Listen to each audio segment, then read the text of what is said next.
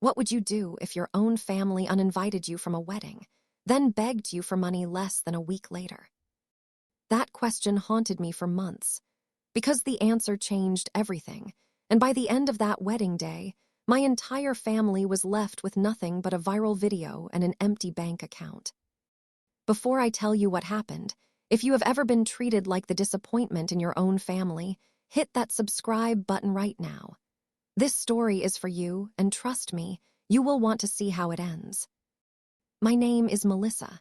I'm 32 years old, and for most of my life, I was the quiet daughter nobody paid attention to. My younger sister Vanessa was the star of our family. She was louder, prettier, and according to my parents, simply more worth investing in. I grew up in a mid-sized house outside Charleston, South Carolina, with parents who cared more about how our family looked to the neighbors than how we actually felt inside our own walls.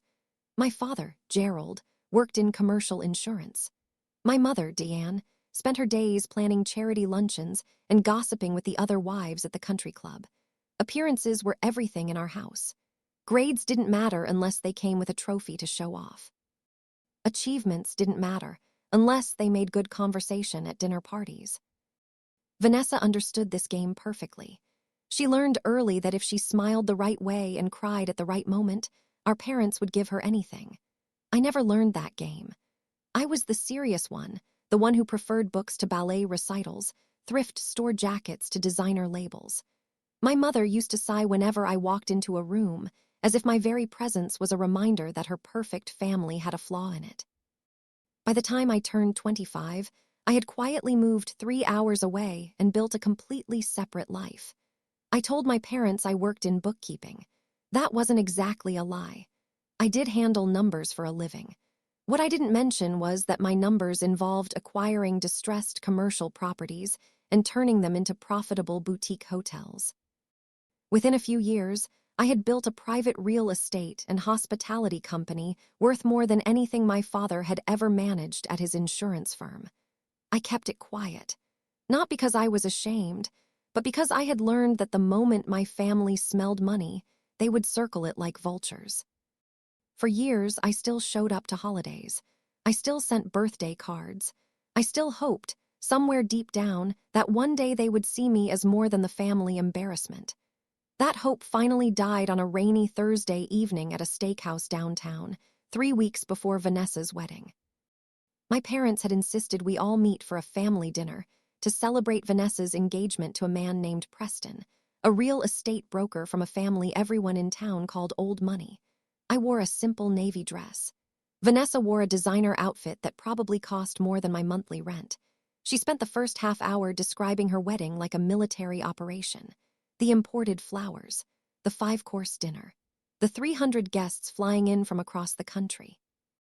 Then, right after the waiter cleared our plates, she reached into her bag and slid an envelope across the table toward me. I assumed it was my invitation. It wasn't. Inside was a printed letter on thick cream paper. It politely, and quite formally, informed me that I would not be attending the wedding. Vanessa looked me directly in the eyes and said the words I will never forget.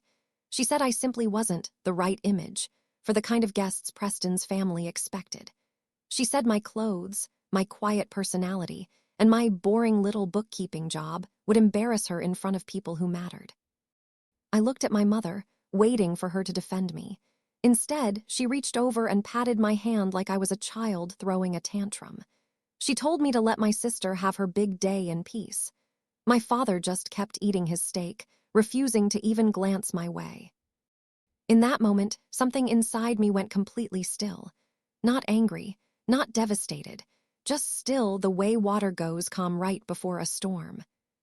I didn't argue. I didn't cry.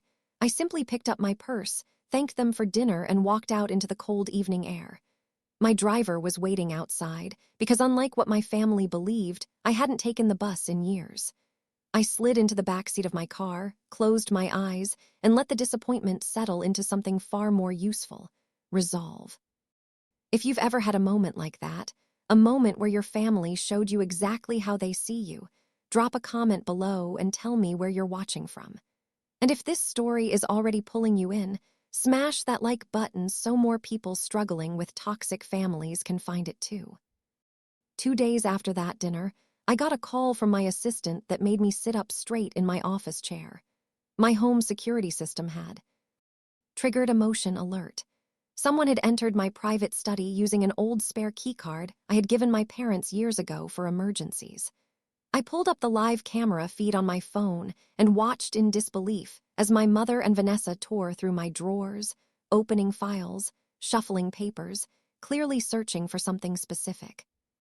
I sat there sipping my coffee, watching my own family ransack my private office like burglars. Eventually, my mother found the small wall safe hidden behind a painting. She tried punching in numbers, guessing at dates, while Vanessa hovered nearby, annoyed and impatient. I let them try 3 failed codes before I finally spoke through the intercom system built into the room. Their reaction was priceless. Vanessa screamed and stumbled backward. My mother spun around, searching for a camera she would never find. I informed them, quite calmly, that one more failed attempt would trigger an automatic alert to my private security company and possibly the police. My mother's excuse was almost comedic.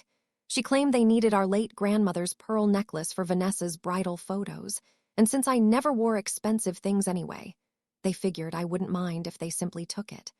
I let that statement hang in the air for a moment because it told me everything about how they saw me, not as family, as a resource to be used only when convenient and dismissed the rest of the time.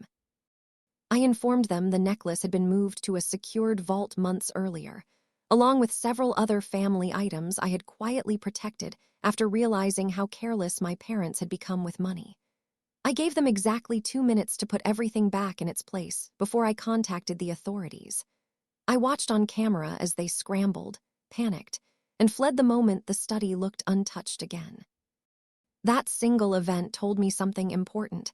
My family wasn't just cruel, they were desperate, and desperate people make careless mistakes. So I asked my financial team to quietly look deeper into my parents' finances. What they found stunned even me. My father's insurance firm had been bleeding money for over 3 years. Behind the country club memberships and the leased luxury cars was a mountain of unpaid debt. They had already defaulted on 2 loans.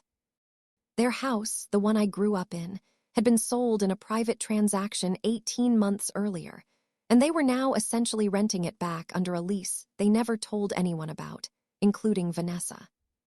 They were planning to fund an enormous portion of Vanessa's wedding, using money they simply didn't have. And the family they were trying so hard to impress, Preston's family, had a secret of their own that I was about to uncover. A few nights later, I received a message from an unknown number. It was Preston. Somehow he had got my personal contact information, likely from my father's phone. His message started with fake sympathy about how unfair it was that I'd been excluded from the wedding. Then it slowly shifted into something else entirely. He needed a loan, a big one, $45,000 to be exact, to cover a temporary cash flow issue before the wedding. I decided to let him talk. I responded with hesitant, uncertain messages, playing the part of the overlooked sister who might finally get a chance to feel important. Preston took the bait immediately. Over the next hour, his messages became longer, sloppier, and far more revealing. He admitted his family's real estate business had collapsed years earlier. He admitted he owed money to people who were not exactly patient about repayment. He admitted the only reason he proposed to Vanessa was because he believed my parents still owned valuable property that would eventually become useful to him. I saved every single message, every admission, every lie, and I said nothing back that could be used against me later. I simply let him keep talking because the more he talked, the more rope he gave himself. That night, I sat on my balcony with a glass of wine, staring out at the city lights, thinking about how 2 families built on lies were about to collide in front of hundreds of witnesses. My family thought Preston was wealthy. Preston thought my family was wealthy. And the only person who actually had money in that entire equation was the daughter they had just uninvited from the wedding. If this story has you hooked already, do me a quick favor and tap that subscribe button, because what happens at this wedding is something you are not going to want to miss. And if you've ever had someone underestimate you the way my family underestimated me, type, "I know that feeling" in the comments. I read every single one. The wedding was set to take place at a stunning oceanfront estate 2 states away, a location Vanessa had bragged about for months as the most exclusive venue on the coast. What she never bothered to research was who actually owned it. 3 years earlier, my companion had quietly acquired that very estate as part of a larger hospitality portfolio. Through a series of holding companies, my name never appeared anywhere near the property records that Vanessa's wedding planner would have seen. As far as my family knew, some anonymous wealthy owner occasionally used the top-floor suite for private stays. They had no idea that person was me. I decided to attend the wedding weekend, not as a guest, but simply to enjoy a quiet stay in my own property. I flew in privately on Thursday afternoon, checked into the owner's suite on the top floor, and settled in for what I expected to be a peaceful weekend, watching my family's elaborate performance from a very safe distance. The chaos started almost immediately. On Friday morning, my parents and Vanessa arrived at the front desk demanding a free upgrade to the top-floor suite, insisting the bride deserved nothing less than the best room on the property. The hotel manager, a calm and professional woman named Renata, politely explained that the suite was privately reserved and unavailable. Vanessa, true to form, threw an absolute fit in the middle of the lobby, loudly threatening bad reviews and lawsuits over a room she had no right to demand in the first place. When Renata refused to budge, Vanessa did something reckless. She noticed a staff member using a service elevator and, without hesitation, pulled my mother along and forced her way onto it before the doors closed. Within minutes, my private security detail alerted me that 2 unauthorized guests were riding directly toward my floor. I told them to let it happen. I remained seated on my balcony as I heard the doors of my suite burst open. Vanessa marched in first, completely unaware that the woman relaxing with a glass of wine, wearing a simple robe, was her own sister. She began shouting demands, telling whoever was in the room to pack up and leave immediately because she needed this suite for her wedding morning. I stood up slowly and turned around. The silence that followed was unlike anything I had ever experienced. Vanessa's face went through confusion, denial, and finally shock as her brain tried to process what she was seeing. My mother stumbled backward, gripping the doorframe for support. For the first time in my entire life, neither of them had a single word to say. I calmly explained that this entire estate belonged to my company, and that they were currently standing in a privately reserved suite that had never been available to rent in the first place. I asked them to leave, and reminded them, quite firmly, that if either of them caused another disturbance on the property, I would be well within my rights to cancel their venue reservation entirely and keep every dollar of their non-refundable deposit. They left in stunned silence, and for the rest of that day, my phone stayed completely quiet. Late that same night, my security team alerted me to a young man trying to bribe a staff member for access to my floor. It was Preston. Desperate and shaking, he begged to speak with me privately. I allowed him up, mostly out of curiosity. He collapsed into a chair on my balcony and confessed everything, this time to my face instead of through text messages. He admitted his family's wealth had disappeared years earlier. He admitted he was terrified of the people he owed money to. He admitted the only reason he had proposed to my sister was because he believed my parents still owned valuable property that would eventually help clear his debts. I let him finish every word, knowing my private security cameras were quietly recording the entire conversation. I told him I would consider helping him the following morning. He thanked me with tears in his eyes and left, believing he had just secured his rescue. He had no idea. He had just handed me the final piece of evidence I needed. The next morning, the wedding began exactly as planned, at least on the surface. 300 guests filled elegant rows facing the ocean. String music played softly in the background. From my balcony high above, I watched as the beautifully staged illusion started cracking in real time. The caterers approached my father demanding payment before service could begin, since the deposit check had bounced. One by one, His credit cards were declined in front of stunned event staff. Desperate, he turned to Preston for help, only to watch his cards get declined as well. Whispers rippled through the crowd of wealthy guests as champagne carts were quietly wheeled away, unopened. By the time Vanessa walked down the aisle in her stunning gown, the illusion of wealth had already started to collapse behind her.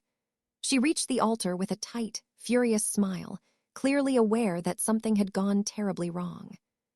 The ceremony hadn't even reached the vows when Vanessa turned to Preston and demanded to know why nothing had been paid for. Preston, cornered and humiliated in front of hundreds of witnesses, snapped. He shouted that he was completely broke, that his family's fortune had disappeared years earlier, and that the only reason he had proposed was because he believed her family still had money hidden away. The crowd gasped in unison. Vanessa, in a moment of pure rage and humiliation, hurled her bridal bouquet directly at his face. What happened next unfolded in front of the entire live stream. Vanessa herself had hired to broadcast her perfect day to family and friends who couldn't attend in person. Preston raised his hand and slapped her across the face, the sound cracking through the microphone clipped to the officiant's collar. The video captured every second in brutal clarity. Within minutes, clips of the moment were spreading online, shared by wedding guests who had been filming on their phones the entire time. The footage of Preston striking Vanessa in front of 300 guests went viral almost instantly, racking up views by the hour. Security intervened immediately, separating Preston from the wedding party as chaos erupted across the venue. My parents, humiliated beyond words, tried to storm into the estate's management office, threatening lawsuits and demanding compensation from the property owner for ruining their daughter's wedding. I let them wait exactly as long as they needed to feel the full weight of their own arrogance before I walked into that office myself. The moment they saw me sit down behind the manager's desk, the room went completely silent. My father's face turned pale as the general manager calmly explained that I was, in fact, the owner of the entire estate.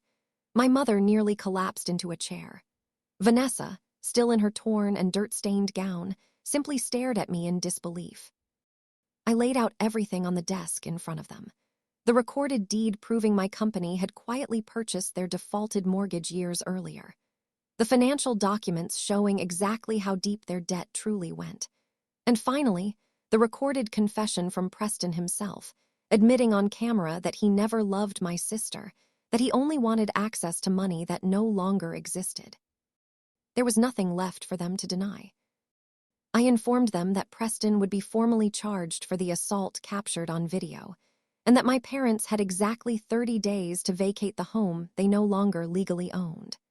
I watched as decades of arrogance and cruelty crumbled in front of me, not because I destroyed them, but because their own choices finally caught up with them. As they were escorted out of the estate that afternoon, guests and reporters alike were already sharing the viral video of the slap heard around the world. My family's carefully built image of wealth and perfection was gone, replaced by public humiliation they could never undo. I stood on my balcony that evening, glass of wine in hand, watching the sun set over the ocean, feeling something I hadn't felt in years: peace. Looking back now, I realized the most important lesson of my life wasn't about revenge. It was about self-worth. For years, I let people who never valued me decide how I should feel about myself. The moment I stopped chasing their approval and started quietly building my own life, everything changed. True strength isn't loud or dramatic. It's patient. It's quiet. And when the truth finally comes out, it speaks louder than any cruelty ever could. If you've ever been underestimated by the people who were supposed to love you the most, I want you to know something. Your worth was never up for their debate. Keep building, keep growing, and let your life speak for itself. If this story moved you even a little, hit that like button, subscribe for more stories just like this one, and share it with someone who needs to hear that walking away from toxic people isn't weakness. It's the beginning of your own power.